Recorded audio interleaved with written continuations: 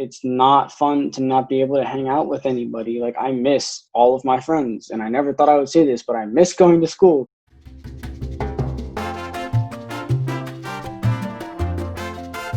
You are listening to the Alpha Parent Podcast. I'm Yulia, your host, and I'm an executive function coach, and I work with families to help them create better systems to get along and get stuff done. In this series of interviews, I'm connecting with teenagers to get their perspective on lots of things with a focus on ADHD and relationships, especially relationships in their family. And we're talking to teens to learn, what do they care about? What do they believe? What is meaningful to them and what is important to them? What motivates them? In an effort for parents and teens listening to better connect and understand each other, because this is at the root of our work together. So I'm introducing Nathan. And Nathan, welcome to the podcast. Hello, as Julia said, I'm Nathan. I am 16. I'm actually turning 17 in 3 days. I'm a junior, and I do have ADHD. You fit the profile perfectly. Thank you so much for thank you so much for being on this podcast with me. I'm so excited to share your voice and the voices of other teens. Yeah, I thought it was cool that you asked me to do this, so thank you. So we're going to start off here with just a few questions so that the audience can better get to know you, so that we can relate to you. And then our topic for today is going to be playing the game. And we're talking about navigating school and life as a teen with ADHD, and how you have developed your ability to quote unquote play the game. And we'll jump into that more. And this is an interesting topic that I've heard from so many students your age, where they're talking about the system and how they are navigating it. So first of all, Nathan, I'd love for you to share a little bit about you. What do you love? What are you an expert at? And who are your heroes? Well, honestly, what I love is actually kind of interesting, and I've never met anybody else who has this, but I love going and learning about new things and new talents and tricks and stuff like that. And it actually segues into the third question as well. What am I good at? I have been very blessed with the fact that I can basically learn anything that I really want to really fast. So, and I love doing it because there is so much interesting stuff to learn, and you just don't know about it because you'll see people do it, but the one person can only do it. And I go around and I learn about it all because I just love learning about interesting things. So that sounds so cool. Give us a couple examples of something you've learned. I learned how to solve a Rubik's Cube in under 30 seconds in 3 months. I know how to do card magic. I taught myself to do gymnastics, and then I taught myself to do a form of martial arts that's combined with gymnastics. I taught myself to longboard. I've taught myself card magic, coin magic, how to draw, and a ton of other odd things that I could show you if I were in person, but I can't describe them to you, but they're just cool talents I can do. So. That is so cool. How do you go about learning something new? Well, usually I'm online just browsing around one of my social medias or looking at YouTube maybe, and something interesting will catch my eye. I won't know what it is until I see it, but as soon as I see it, I'm fixated on it and I'm stuck on it. And I will go watch every YouTube video about how to learn it, and I'll get anything I need to do it. And I will work and work and work and put insane amounts of time and effort into it. When I get fixated on something, then I will not stop until I have become the best I can possibly be at it. Wow. Talk about hyper-focusing, right? Yes, really. I'm curious, what does it feel like for you to be in that state? It's exhilarating. I mean, I love it because it's what I feel like I'm supposed to do because I can do it really easily. I learn stuff in times shorter than a lot of other people. So Does that cross over for you into school and learning the subjects in class? yeah, I usually can put in about the same amount of effort. I mean, because when I'm in school and I'm focusing on something, then I will learn it. But the problem is that I'm focused on something else if it's something interesting. And so it's oftentimes hard for me to keep my attention on school because school isn't the thing that I want to be doing. Mm. And we'll talk about that a little bit later, about how you motivate yourself to do things that you don't necessarily prefer to do, and what your belief system is about that and how that helps you to get through some of that stuff. So that's Yeah. definitely the topic of this conversation. Before we get into that, I'd love for you to share who are some of the heroes or people that you look up to? Um, well, before I share that, in a way, I kind of set my own precedents.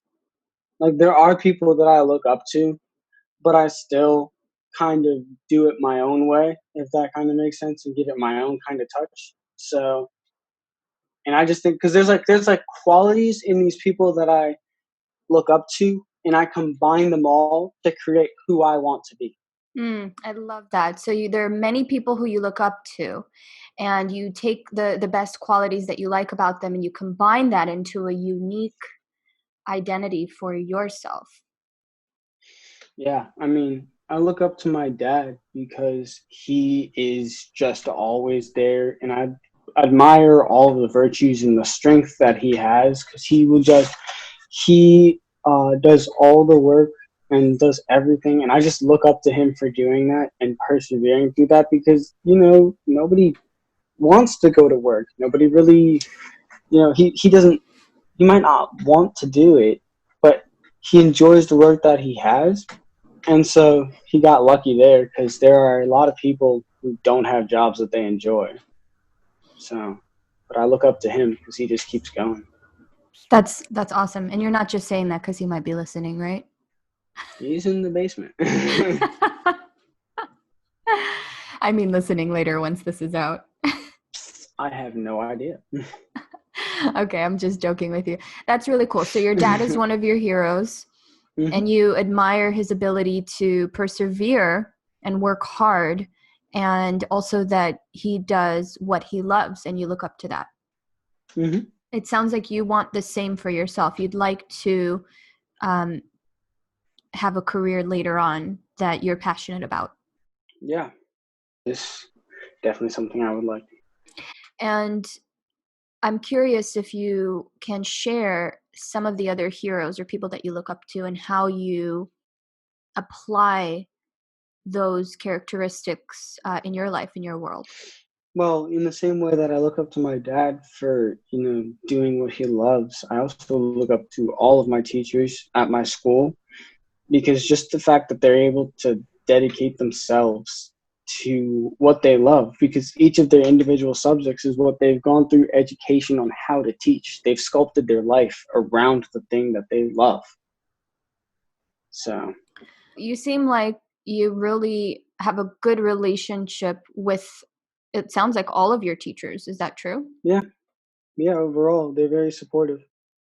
That's really, I want to say, unique to hear, because I considered myself lucky if I had one or two really I got outstanding. lucky this year. The last 2 years, I had a lot of teachers who I didn't like and they didn't like me. But this year, I got really lucky. To stay on that subject for just a minute, what was the difference between your performance in the classes where you had a Oh good my relationship? goodness! Because these two teachers were actually both science teachers, and I love my science teacher this year, but I did not like the last two.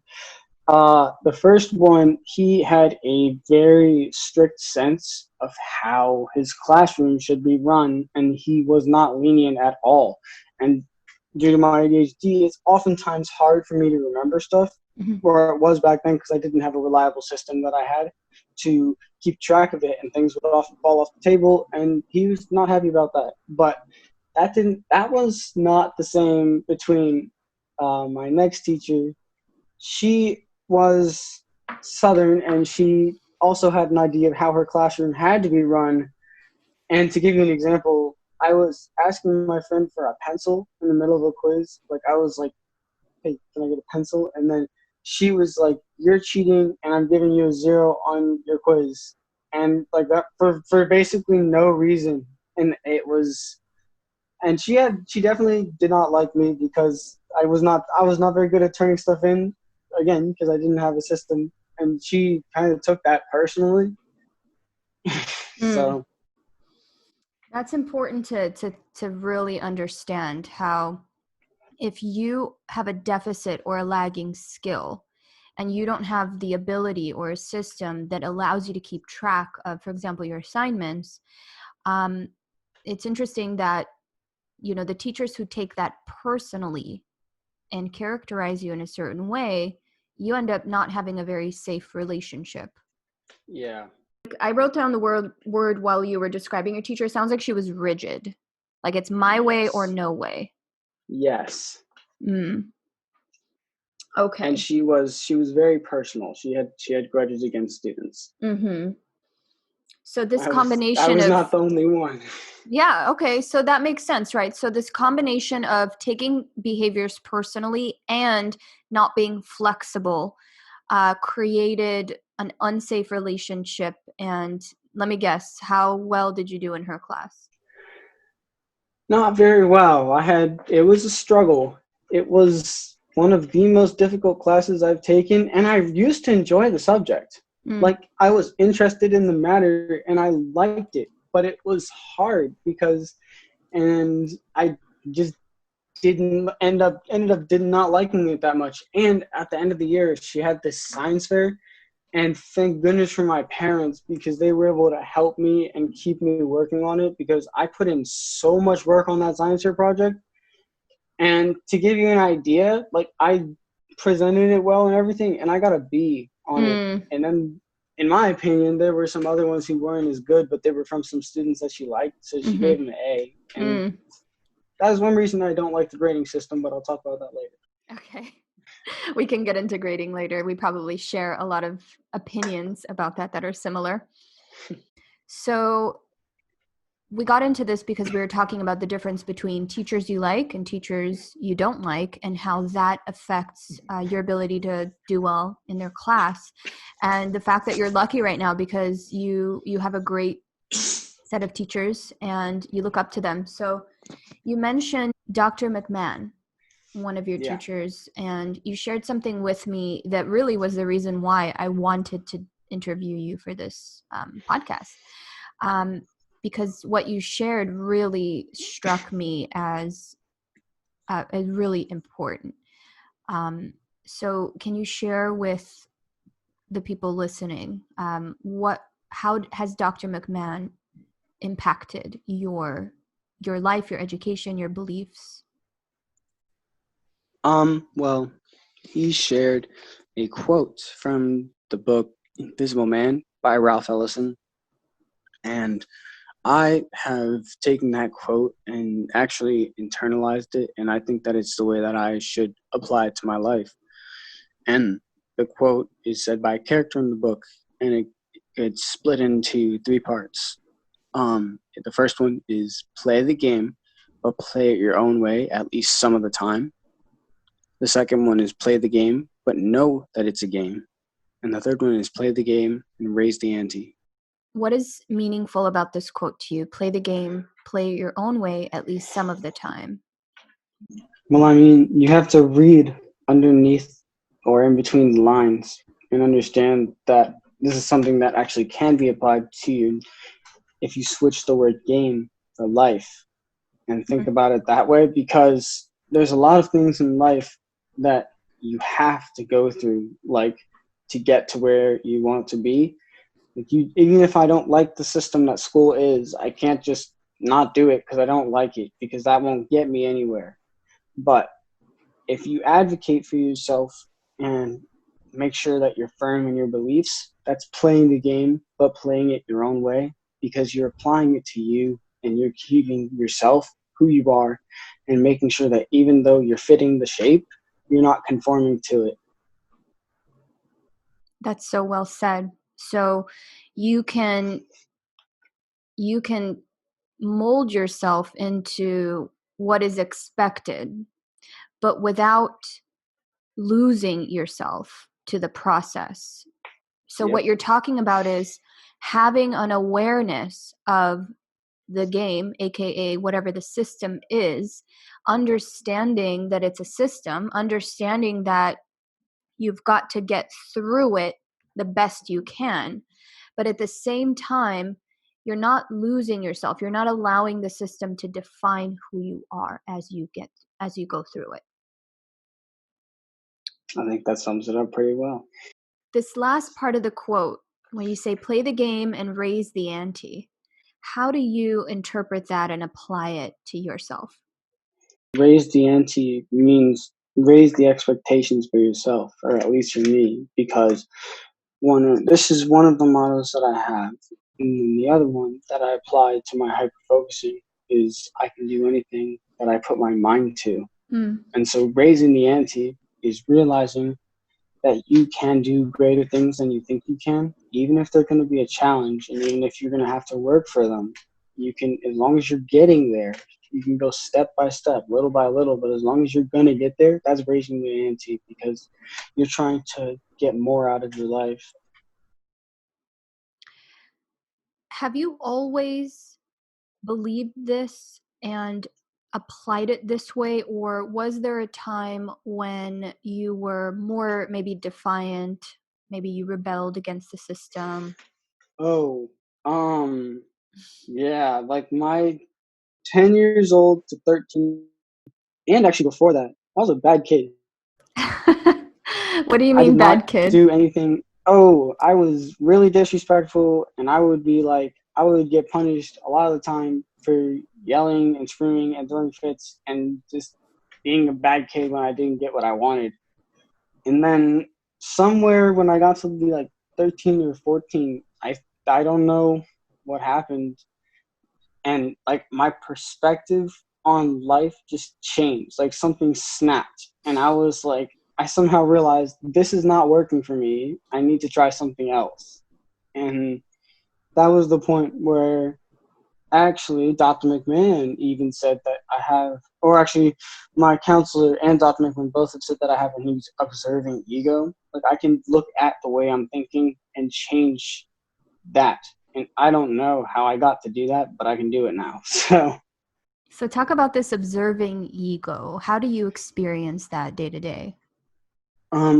Well, it's really adaptive because what happens is you look at situations that are happening to you and you analyze what the outcomes are going to be, and you go through the situation, and then afterwards you examine it and say, did this go the way I wanted it to go? And if not, you say, why did this not go the way I wanted it to go? And you think about the way your thought patterns impacted yourself, the way you handled that situation, and you filed that away with the intention of remembering it next time and changing your thought patterns and realizing that that didn't work last time. You're describing, we call metacognition, which is becoming the observer of yourself, but not just observing it, but mapping out the patterns of thought that you have and thinking through to the consequences of whatever actions and asking yourself, why did I do it that way? What was the outcome? Was that the outcome I wanted? What can I do differently? So am I understanding that right? Yeah.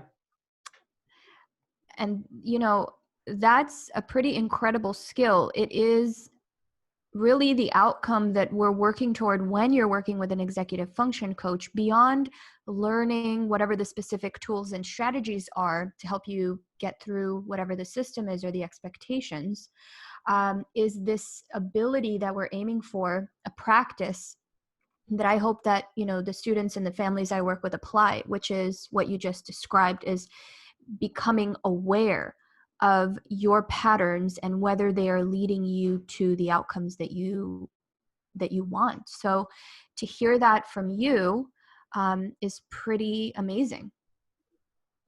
And it's a wonderful skill to have at your age. I know I didn't develop that until probably my late 20s. I was pretty blind to my own actions, and I was blind to my ADHD, and I was woefully unaware of how my impulsivity and my behavior led to some pretty terrible consequences. Like, I did not learn from my consequences, and I wonder if you can relate to that. Yeah, before my viewpoint changed, my perspectives changed. Before that, I would just, if I didn't get what I would want, I would try and try to get it, but I wouldn't be progressive. I would just go back and try to get it, and I wouldn't be able to get it, and so I would throw tantrums and get really angry and just out of control and absolutely in a rage. But then at some point I just realized that it didn't work that way, and I needed to change something. You shared with me before another thing that Dr. McMahon shared with you that also impacted the way you thought and the way you behaved. So can you share that with us? Yeah, because what he shared is actually also important in understanding the first quote, because it is both significant and meaningful to me. And my teacher has defined those words in two different ways. Mm-hmm. For instance, if something is significant, it means that it has that same significance to everyone. For instance, if there is a blue car, then it is a blue car. But if something has meaning, then it means that the blue car, it might have been your dad's car, and you have good memories of him being in the car with you in the past, and in that way, it's meaningful to you.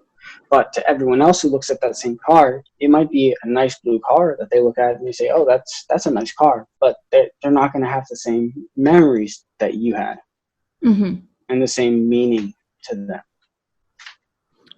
And how did that impact what you saw as significant and meaningful? Well, I think this quote, taken outside of the context of anything, can even be applied to everything, because even to quite literally games, you want to develop your own strategies and raise the stakes when possible. But to the meaning, even the meaning to me is how I'm actually taking it and applying it to my decisions and my views. So, can you think of an example of a decision you made recently where you applied this principle? Well, really recently, I've been really focusing on trying to not complain to my mom about doing daily tasks. So that's playing the game, fitting the shape. But I know that I'm doing it. Like, it's not just me going along. I made a conscious decision to do this, and I know that I'm doing this. Like, it's a decision that I made, and I thought about it, and I realized that I'd like to do it this way. And then raising the stakes is just raising the ante, is just trying to work harder at that, get it all the way up. Same with my hyper focusing. So That's interesting. So it was meaningful to you, meaningful enough for you to pull back on the complaining, because that's a habit that you recognized in yourself. And this isn't something you and I talked about. You texted me a couple days ago saying, "Hey, Yulia, I'm doing this, and I'm doing an experiment." And yeah, I was intrigued when I heard that, but I was curious why. I mean, it might sound to someone listening that you're trying to get something or you're trying to manipulate an outcome. But so I'm curious, like, what's no, your reasoning? it's outcome independent because again, this is an experiment. I want to see what happens because before this with the observant ego, I've been noticing a pattern of my mom saying that I complain about everything. So that means that I complain a lot more than I thought I did. And so I am trying to see if cutting down the complaining will stop her saying that, or if it's just been so long me constantly complaining about everything that she's developed a stereotype. And I don't know which one it is, so I'm using this to find out. Has it been difficult to recognize when you're about to complain and kind of pull back, or how has that experience been? Oftentimes it's been me beginning to do it and then be like, fine. So it's funny because even though like this was your idea, your decision, and you've been implementing it for a couple days, so even though you are really invested in putting in this effort, it's still hard for you. It's not easy. I'll start doing it and I'll be like, fine, and then I'll go do whatever it is or go along with it. And even sometimes I can't stop. Like I'll do it and I'll catch myself doing it and I'll just be mad and I'll still complain anyway. So I'm not perfect. I'm not perfect at it, but I'm trying my hardest. So okay. What % of the time would you say you're successful so far? 85%. All right, that's pretty reliable. Yeah, it's not the greatest, but I'm still working on it. Okay.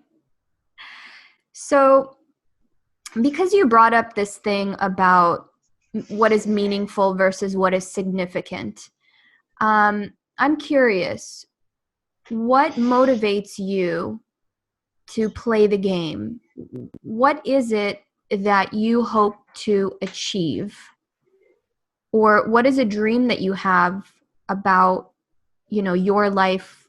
What makes you light up inside when you think about it? If any of those questions make sense. Yeah. This is where the third part of this quote is what I apply to my life in the biggest way.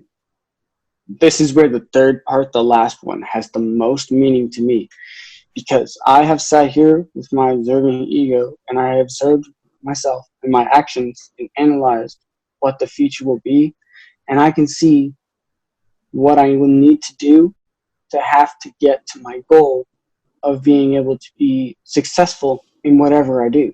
I'm not assigning a label to it because I don't currently know what it is, but my goal is to go on and to be successful because every other thing that I've gone to and tried, I've become the best at. And so that's still my goal, even in life, is to do the best at whatever I can.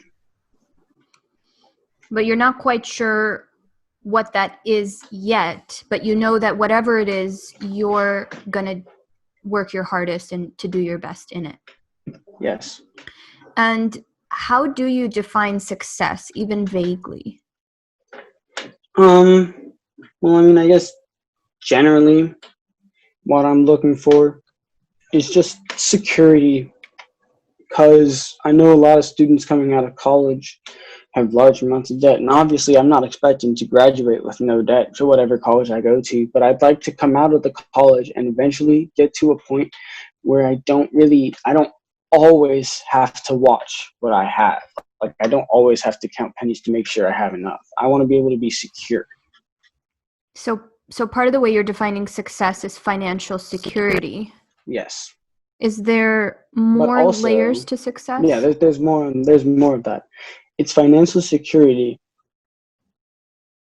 but also with a job that I enjoy, something that's like, or at least some of the time, just like my dad, looking back to him, because obviously his job's not his perfect job. He's not always loving it, but nobody does, even at the jobs that they do enjoy most of the time. And I would like that. That's the second part of what I'm trying to reach. Okay, so you have financial security and a job that you love enough, which I think is a great way to put it.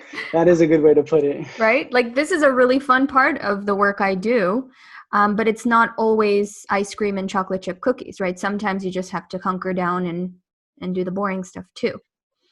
Yeah. I get that. And I think that's a good way to look at it. So first part, financial security. Second part is enjoying the work that you do, finding meaning, right? And significance in the work. Are there any other layers to your definition of success? I mean, that's the goal that I'm reaching towards right now. It's two Mm-hmm. parts and it's pretty big. And I mean, if and when I get there, I will change my goal. I'll look back at what I did and I'll say, I've gotten here. Now, what am I looking towards? What am I working towards? What do I need to do? Like, that's my whole mindset on life, is to analyze everything that I'm doing and to understand how it's getting me towards a goal that I'm trying to reach. Mm-hmm. So I'm curious because I could agree with your two metrics for success, but I have two more for me. Okay. And I want to share them with you and have you reflect a little bit whether or not they resonate with you. Sure. And for me, part of being successful, other than financial security and work that I love to do, which I'm lucky enough to say that I have achieved that at this point in my life. But what to me is actually more important in the hierarchy of what I define as success are having successful relationships, meaning having people in my life who I feel safe and comforted by and who support me and uplift me and are there to support me and who I can support, and having a community of people that are reliable. And when I talk about relationships, I mean relationships with family, with friends, and with partners. So as I talk about this, I wonder if that resonates with you. I mean, I guess that falls under both categories because the relationships, like financially, for instance, if I were to have a family, financially security, I would have to change what I was doing and I would have to change my look on what I had to get to actually support that, because instead of just me, it would be a family, but also in the fact that it's a job that I love. It should be the same way with, the family relationships that I have with my parents and my siblings, and the relationships that a parent would have with the children, for instance, for my wife and any of her relatives, like, or siblings. The relationship that I would have with them would need to be one that I loved. Mm, So, okay. And my other one that I would add to this is that whatever the work I am doing, I'm putting my effort and using my talents and my skills in service to the community. And I'm not saying that everybody should do this, but I'm saying for me personally, what motivates me to put in the amount of effort that I do is that I I get to be of service to my community. And for me, that's one of the most important recipes for not just success, but what we call fulfillment. And to me, it's beyond a paycheck. A paycheck allows me to survive, but it isn't fulfilling like the relationships or like being of service. And I wonder if you relate to that. okay.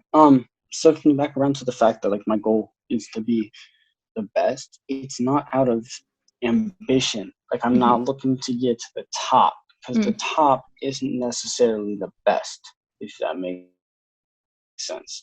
Because, for instance, what you were saying is in service to the community. Like, the job that you're doing is going to be servicing somebody because you're going to be working for somebody else.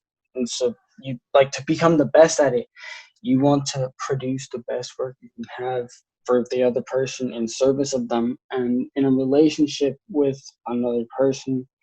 The ultimate, like, expression of love is sharing everything, doing everything in service of the other person. So it is part of your your philosophy. It's kind of built into being the best, and having good relationships is giving, and being the best meaning not climbing the ladder because you're ambitious, but it means giving the best of yourself in service to others. Yes, that sums it up. Cool. And we've come to a little bit of a lightning round. So these are 3 questions that I'll be asking throughout this series of interviews. And it's related to the work that I do and the work that you and I and your family and all of us have been doing. And that is, we are creating better systems for getting along and getting stuff done. Would you agree that that's the work we've been doing?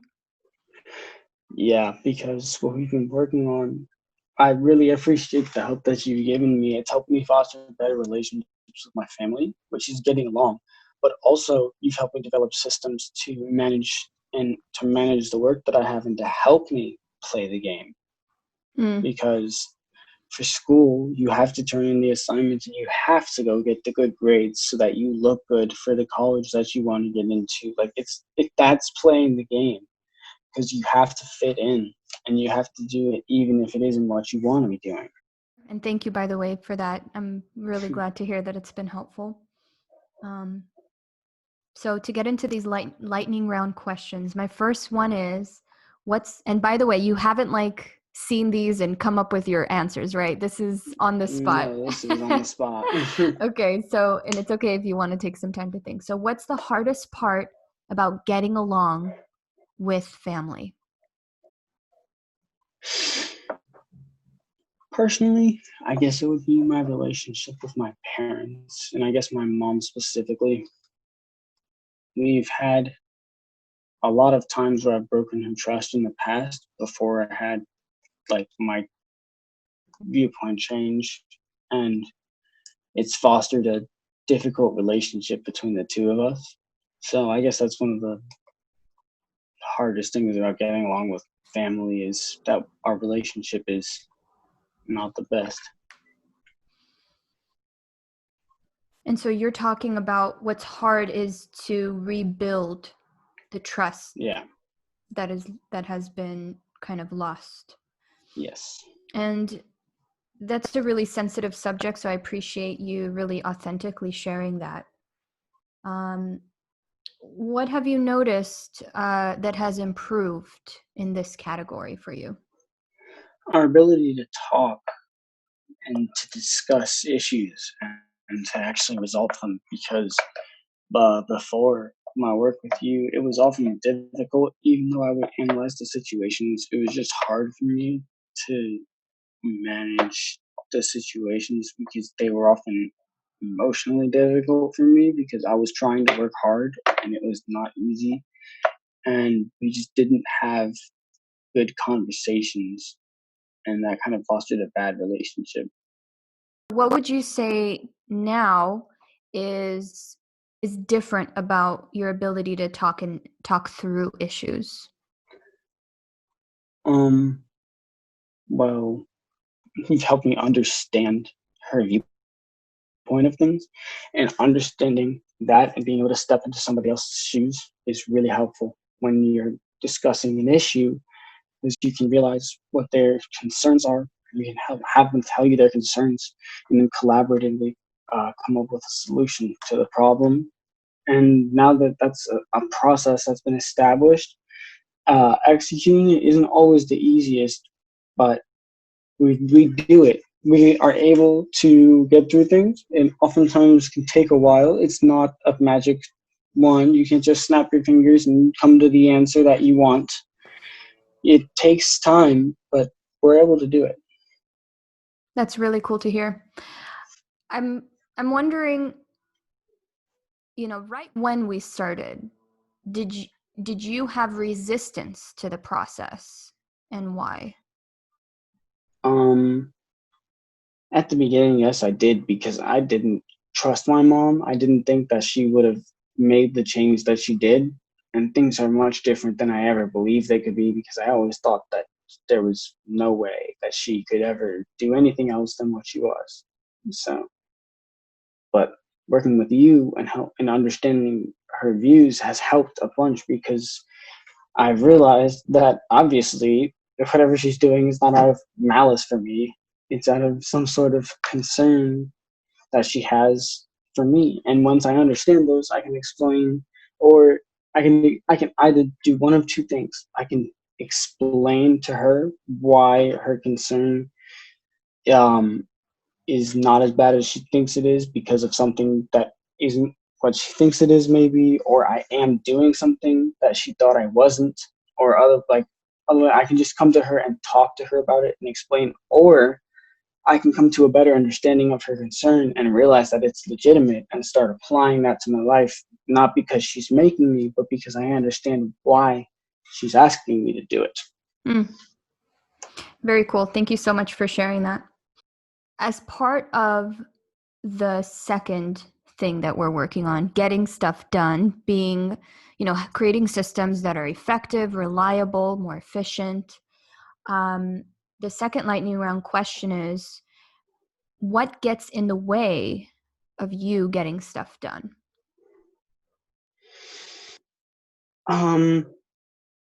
Well, before I had this system, and even now, I still do have slip ups sometimes, but before I had any reliable system to keep track of my assignments, I would try to remember everything in my head, and that did not work.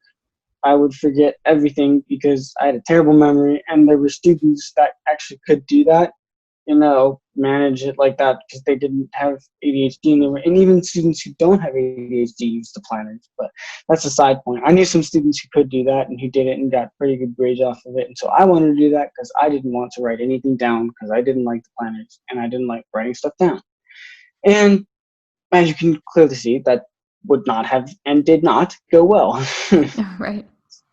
But once you and I, Yulia, just figured out that the system was to use my phone and Google Calendar and program in reminders and events to help keep track of stuff, because I use my phone a lot. I have it with me all the time, and it is the best way and the most efficient way to get my attention, because I did try the planner system, because we often have to try things and see if they work, and this one didn't. And taking the observing ego, realizing that didn't work, what can we change, and coming back and discussing that with you, we figured out that since I always have my phone on me and I can type in assignments quickly, and teachers will let me do it at the end of classes if I ask, so it's not difficult for me to do, and I can remember it because the teachers will usually bring up the homework, or I can take a picture on the board or something like that, and then I can program it into my phone to remind me later during the afternoon, so that I can say,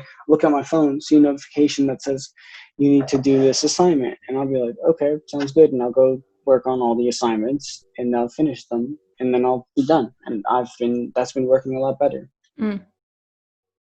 And if my memory serves me well, I remember, Nathan, how much time it took you and I to understand, discuss, implement, and try out a ton of different systems before you got to one that worked for you. And you were a little resistant in the beginning. Yeah, I was like, the grades that I'm getting, they're okay. They're not great, but they're okay. And I was like, I don't need to change anything. Right? You were like, don't worry, Yulia, I got this under control. And I was like, okay. So it took a lot of trial and error. I remember we had a whole session once where we set up your first planner. You designed it, you labeled it, you put your name on it. And then what happened? I lost it. You lost it. So we're like, all right, let's try it again. Got a second planner. And I think that one you didn't actually use. I started it for like 2 days, and then I just didn't use it anymore. Right. And then I think you found the old one. Yep. Yeah, it took a lot of trial and error, and you were a little resistant, but you know, in my experience, that's part of the process of change. It takes time. And then one day you told me, you know what, Yulia, I don't like this system. I prefer to do it this way. And I was like, okay, give it a go.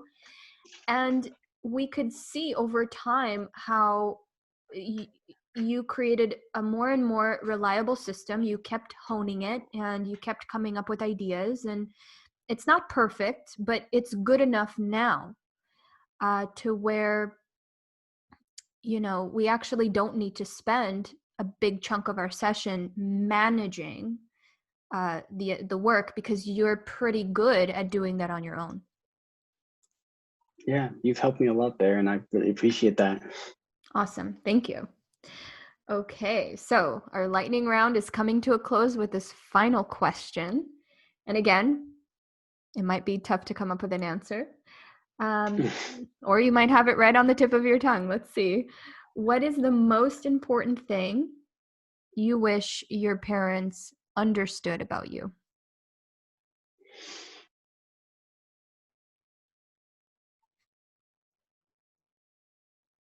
Um,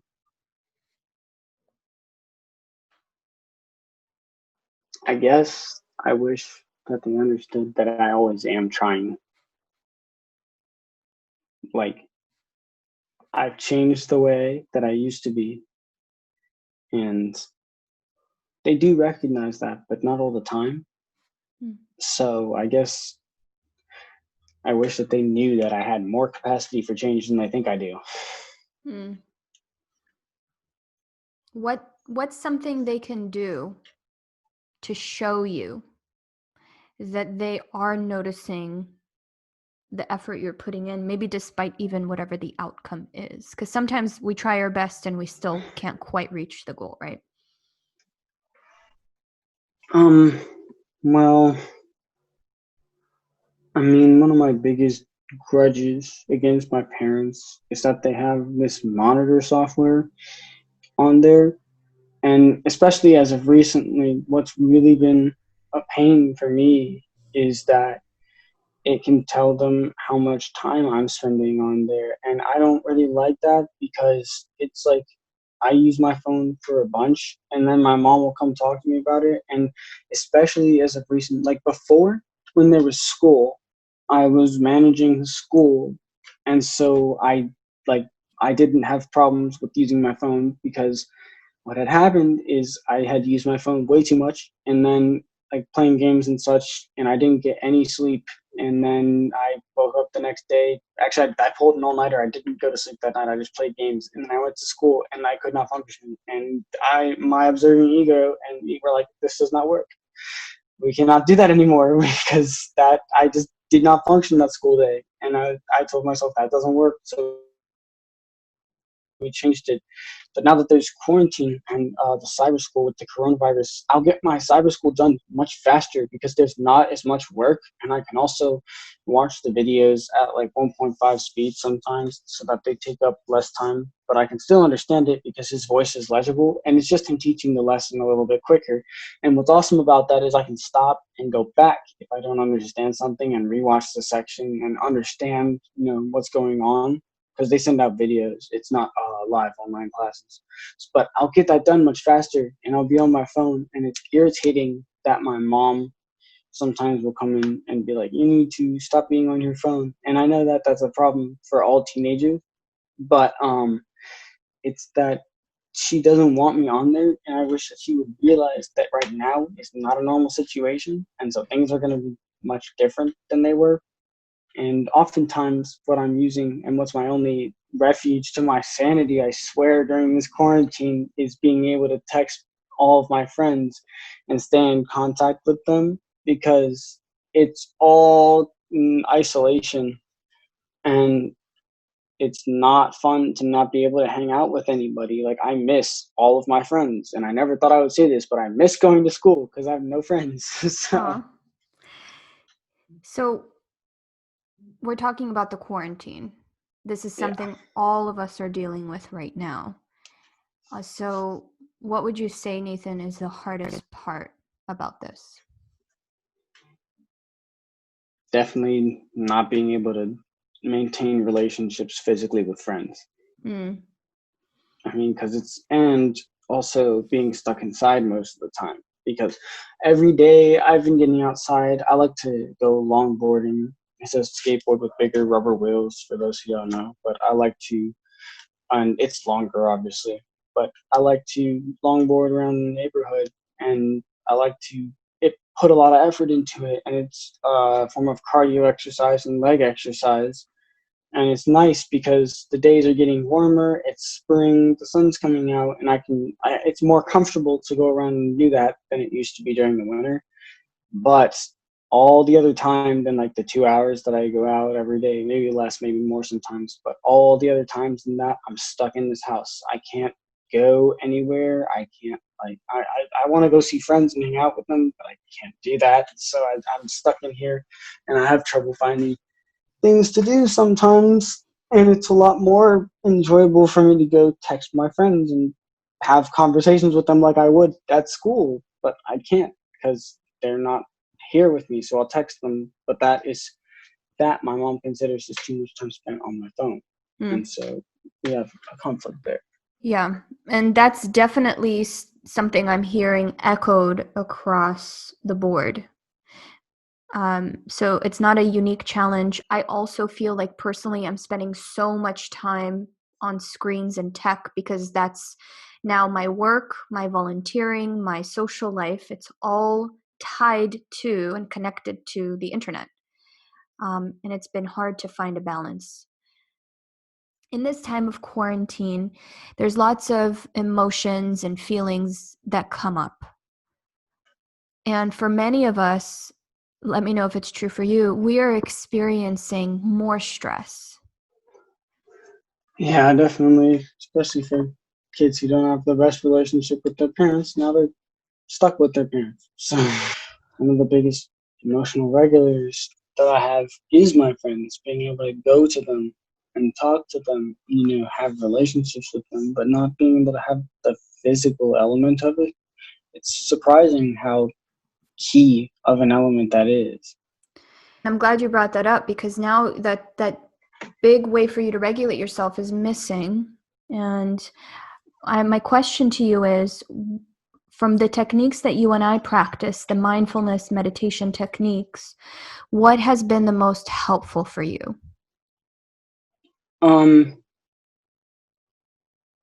Well, honestly, one of the things that's been most helpful is just being able to have a person to bounce things off of. Like when situations happen, I like to come talk to you and figure out, what could have gone differently, and to help understand why I reacted the way I did in that situation. Mm-hmm. It's an aid to myself, because when that's extra information that you help me understand and extract out of the situation, and I can add that to my looking back on it. And when I decide to change it the way I want to, when I've come up to a point and I've considered most of the possibilities and I decide on the one that's best and change it, it's nice to have someone else to bounce it off of.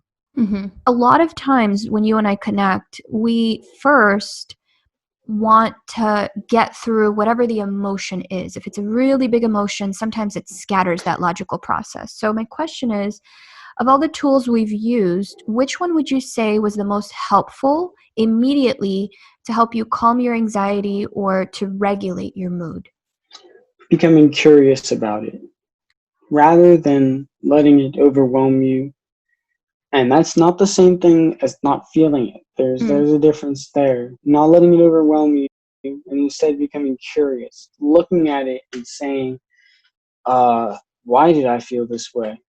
And trying to understand that helps. Really, it gets you outside of the feeling. You'll still know it's there, obviously, but it's not going to be as bad as if you just stick in it and let it sit there and see. Then you get all of these bad emotions from it and bad associations with that situation, which is probably a very common one in your family, as it should be. If you're talking to someone, you get upset or something like that, or a bad situation happens between you and your parents, it sits there, and then you think about it and you get angry about it, and you don't enact a change. What is, Nathan, your message to teens your age who are struggling right now, maybe through some of the stuff that you went through in the past? What do you wish they knew that you know now? How can you help them? Well, the most useful thing that I have is, even though it might not be easy for you, try to develop an observant ego. It's really useful. If you can get it, it helps out a lot. It's a lot of work, but you can develop it. You just have to take a step back, if that makes sense. Detach yourself emotionally from it and look at the facts logically and understand that you do have capacity to change and you define who you are. That's a lovely message, Nathan. We're going to wrap it up there. I want to thank you from the bottom of my heart for agreeing to doing this interview and for sharing your unique talents, your skills, your ability in service to this community. And hopefully that your message resonated with somebody and helped somebody today. Thank you so much. All right. Thank you.